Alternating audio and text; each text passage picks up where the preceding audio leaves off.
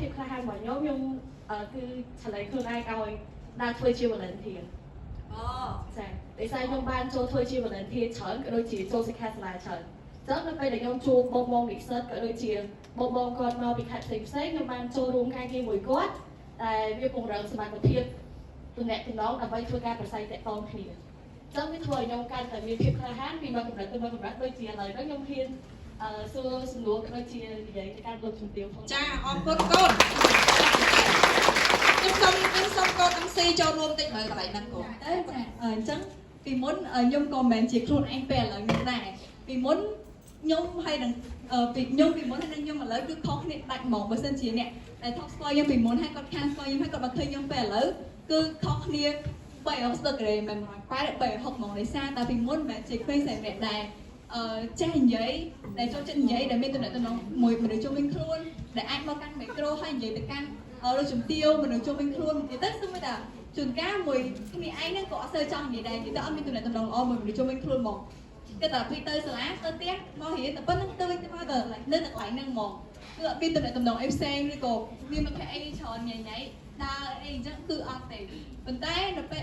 តែកាលនោះគឺដោយសារចេះដែរដោយសារតែបត់នៃការហូបនៅរបស់ខ្ញុំដែរកាលនោះគឺទៅនៅភ្នំពេញឆ្ងាយពីម៉ាក់ប៉ាអញ្ចឹងទៅអត់សូវមានទំនាក់ទំនងមួយនៅក្នុងគ្រួសារយើងគ្រាន់តែទៅរៀនទៅផ្ទះនៅមួយម៉ាក់យាយបែបគ្រាន់តែហាគាត់មនុស្សចាស់អញ្ចឹងទៅយើងនៅបែបធម្មតាអញ្ចឹងណាប៉ុន្តែដល់ពេលហើយដោយសារតែពេលដែលខ្ញុំដូចជា2019ខ្ញុំមកនៅកំពង់ចាមវិញមកនៅជុំគ្រួសារមួយម៉ាក់ប៉ាវិញហើយមករៀននៅខេត្តវិញអញ្ចឹងពេលហ្នឹងគឺសូម្បីតែសាលារៀននៅនោះហើយនៅហ្នឹងគឺវាខុសគ្នាបរិបទវាខុសគ្នាហើយនៅពេលនៅមួយគ្រួសារគឺយើងដូចថាយើងមានឱកាសបាននិយាយចែកលេខមួយគាត់ច្រើនគាត់សួរនាំយើងច្រើនហើយពេលមករៀនសាលានៅក្នុងខេត្តជាសាលារដ្ឋអញ្ចឹងទៅ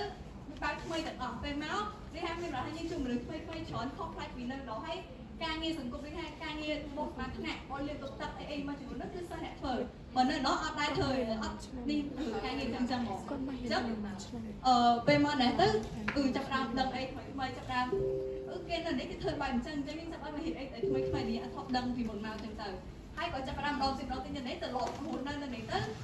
ចាប់ដើមប៉ុន្តែចំណុចមួយទៀតដល់ពេលដែលយើងធ្វើអីដែលយើងចូលចិត្តអាហ្នឹងក៏យើងអាចអ្នកថាយើងមាន passion មួយដែលយើងចង់បង្ហាញទៅដែរអញ្ចឹងតើតោះមួយរឿងដែលយើងចូលចិត្តធ្វើឬក៏រឿងមួយដែលយើងយល់ច្បាស់ដែរភាពក្លាហានមកខ្លួនចាអរគុណកូនអរគុណច្រើន